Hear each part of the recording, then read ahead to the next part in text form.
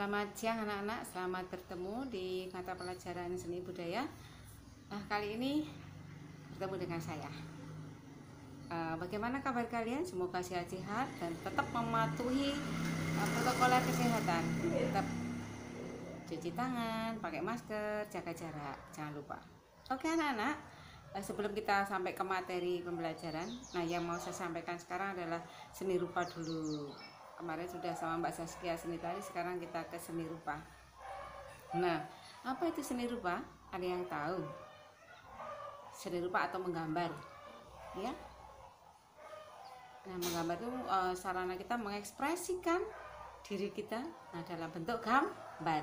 Kalau nari mengekspresikan diri dalam bentuk gerak, adalah tari. Nah, sekarang sebelum kita masuk ke materi, tujuan pembelajaran kita adalah supaya peserta didik mampu mengidentifikasi, mendeskripsikan, kemudian mengekspresikan diri gambar flora, fauna, dan alam benda.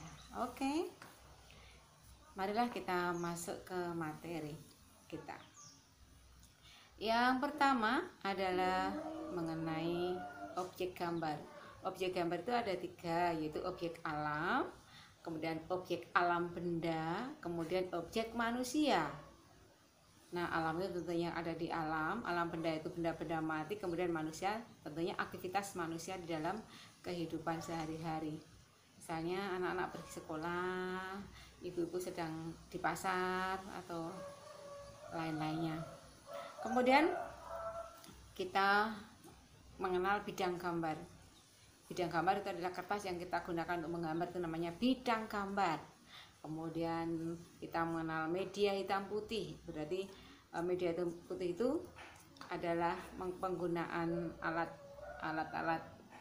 untuk menggambar, bisa berupa pensil, kemudian ballpoint, bisa berupa rapido atau tinta ya. Kemudian ada media pewarna. Media pewarna itu bermacam-macam, ada pensil warna, ada krayon, ada apalagi ya,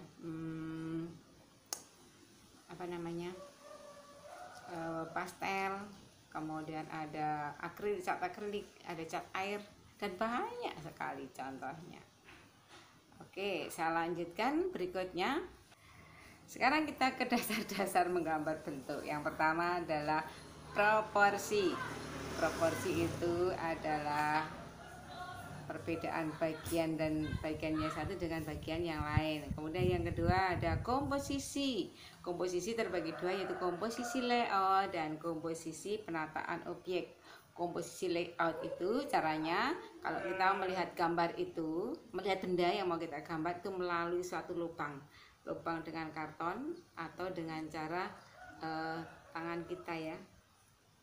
Tangan kita dilihat dari kita nginjen dari sini, nah kita nginjen gini, nah ini layout. Kemudian kalau penataan objek itu ada objek yang menyebar, kemudian monoton, kemudian ada yang artistik. Kemudian yang ketiga mengenai perspektif. Kalau perspektif itu adalah gambar yang berasal dari satu titik, jadi ada satu titik kemudian ditarik, nah itu kita menggambar perspektif. Jadi gambar perspektif sendiri adalah gambar yang tidak nyata dan tidak melukiskan dimensi yang sebenarnya. Nah, gambar perspektif ini bersifat komunikatif. Jadi nanti saya akan beri contoh seperti yang di belakang ini. Ini adalah contoh gambar perspektif. Jadi ada satu titik di paling belakang, kemudian ada garis ditarik ke depan. Nah, itu kemudian bentuk-bentuk benda yang tergambar di situ sesuai dengan garis-garis yang ditarik dari satu titik itu. Kemudian yang keempat adalah gelap terang. Gelap terang itu cara kita mengarsir benda gambar kita. Jadi di mana yang mendapat cahaya itu akan kelihatan lebih terang, tidak diarsir, dan di mana benda yang tidak mendapatkan cahaya itu dibuat agak hitam. Jadi pakai hitam putih kalau model arsiran ya. Seperti ketika saya seperti ini. Nah, di sini ini ada cahaya. Nah, dan di sini tidak ada cahaya, berarti yang di sini harus diberi arsiran gitu. Kemudian yang berikutnya adalah sudut pandang. Sudut pandang itu kalau kita melihat objek gambar itu dari berbagai arah. Misalnya saya menggambar bagian rumah itu dari depan. Oh, rumah saya dari depan gambar seperti ini. Nah, kemudian saya melihat dari samping rumah saya seperti ini. Kemudian saya melihat rumah saya dari belakang. Oh, belakang seperti ini. Jadi ini sudut pandang. Kemudian jarak pandang. Jarak pandang itu adalah jarak kita, mata kita dengan objek mau kita gambar itu seberapa. Nah, kalau gambar kita itu ada tinggi, kemudian sedang dan rendah. Nah, kita ambil objek yang paling tinggi. Objek paling tinggi itu digunakan untuk mengatur jarak kita. Jadi jarak mata kita dengan objek. Nah, tentunya jarak mata kita dengan objek itu 3 kali tinggi objek yang paling tinggi. Ya, jadi dihitung langkah itu ya. Jadi ada tiga kali.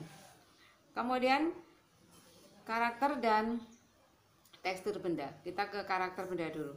Karakter benda itu berbeda-beda. Karakter kayu itu berbeda dengan logam, berbeda dengan kaca, berbeda dengan kain, berbeda dengan kulit, dan berbeda dengan keramik.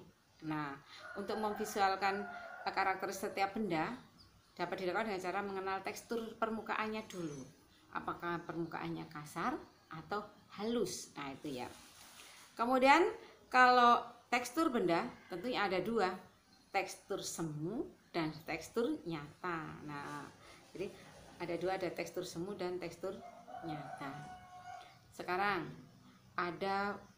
kita ada cara memegang pensil untuk menggambar. Yang pertama itu namanya writing position. Writing position itu posisinya seperti ini. Nah, seperti ini. Ini adalah posisi tangan, writing position. Nah, cara memegang seperti ini cocok untuk membuat detail dan membuat garis yang teratur, ritmis, konsisten, dan relatif kecil. Jadi seperti ini untuk membuat garis yang relatif kecil. Kemudian yang kedua namanya in the palm position. In the palm position. Nah, cara memegang ini seperti ini cocok untuk membuat garis bidang yang relatif lebar dengan garisan spontan dan ekspresif. Dengan gerakan spontan dan ekspresif seperti ini. Itu adalah in the palm position. Dan yang ketiga adalah underhand position. Underhand position seperti ini. Nah, cara memegang pensil seperti ini cocok untuk membuat arsiran lembut. Karena posisi pensil ditidurkan dan dengan tekanan yang sangat lemah sehingga sewaktu digoreskan itu bisa menghasilkan garis-garis yang halus. Itu. Kemudian kita sampai ke teknik menggambar flora, fauna, dan alam benda. Nah, teknik menggambar flora. Nah, saya akan beri contoh ini cara menggambar bunga seperti ini. Jadi, yang pertama kali kita gambar adalah lingkaran dulu itu dan tangkai yang pertama, kemudian yang kedua kita beri daun, yang ketiga baru beri lengkung untuk membuat kelopak bunganya, kemudian seterusnya, dan yang terakhir itu memberi arsiran pada gambar atau kita memberi warna ya untuk yang gambar terakhir. Kemudian sekarang kita menggambar fauna.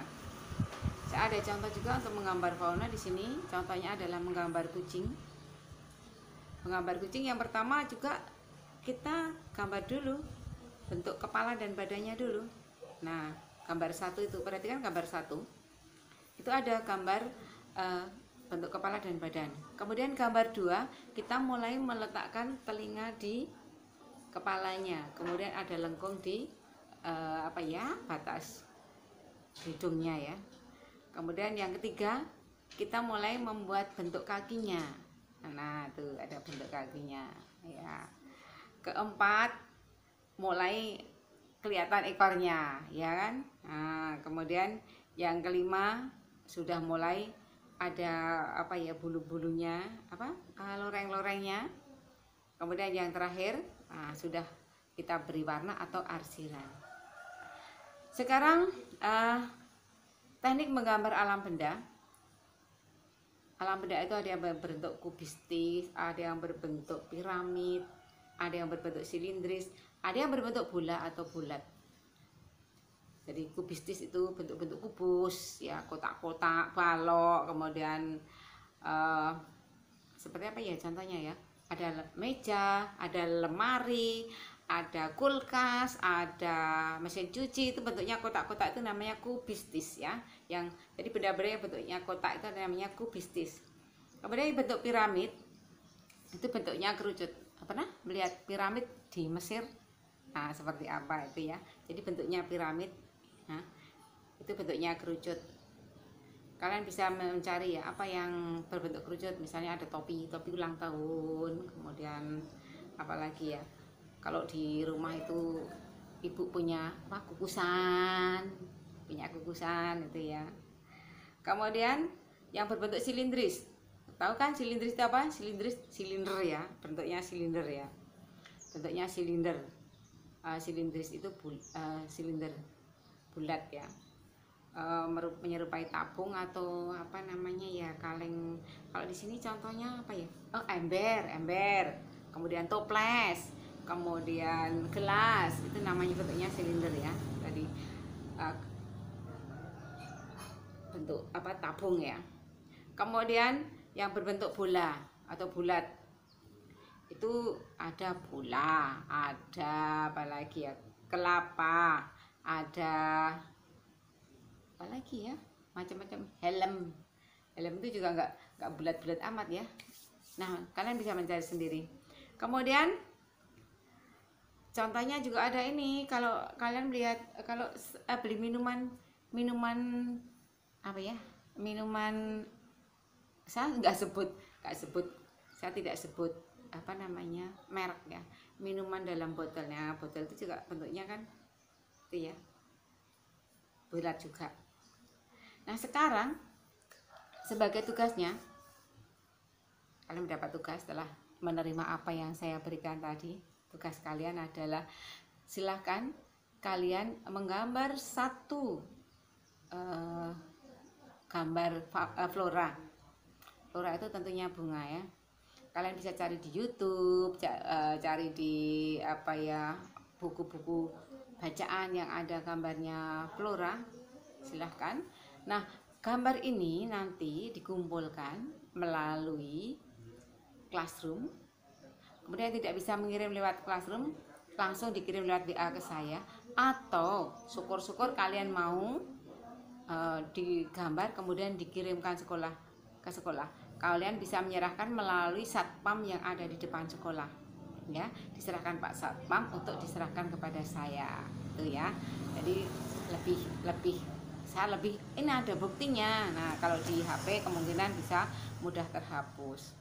Nah, jangan lupa untuk di belakangnya dikasih nama, nomor, kelas.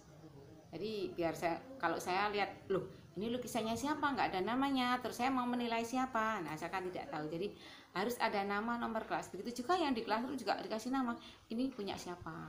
Kemudian yang lewat WA juga, ini Bu, saya namanya siapa, nama saya ini, saya mengumpulkan tugas saya seperti ini. Nah itu. Atau yang kalau di lewat Pak Satpam di depan sekolahan dikumpulkan, langsung di belakang dikasih nama, nomor kelas gitu ya. Oke, tugas saya itu saja.